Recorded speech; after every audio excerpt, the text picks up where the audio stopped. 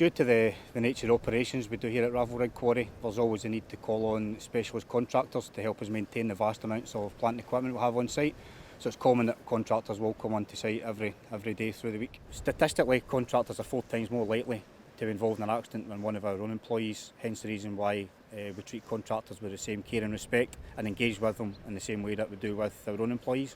So to work in compliance with the Tarmac Contractor Management Standard, there was a need to carry out task audits on contractors. We're checking to make sure they're working in accordance with the risk assessment, safe systems of work, and that the control measures that were put in place at the start of the task during the induction process were being followed and adhered to. Historically, the task audit was a set list of questions, just yes, no, non-applicable answers to them, which was signed off by the auditor and the contractor at the end. What we found with this, although it was doing a job, we found the questions were a bit vague and a bit repetitive, and they weren't always specific to the task that was being undertaken.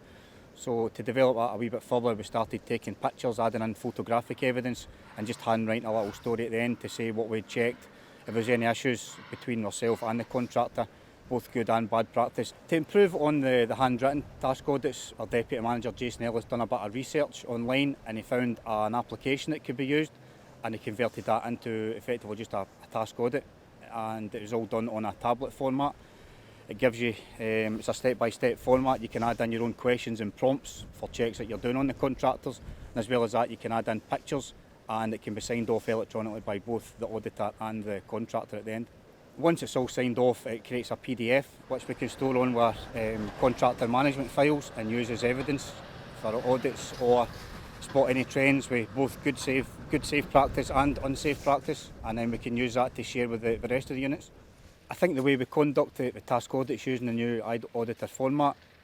improves the collaboration between ourselves and the contractor, and I think it allows us to communicate and coach them to work to the same high standards as what we expect with our own employees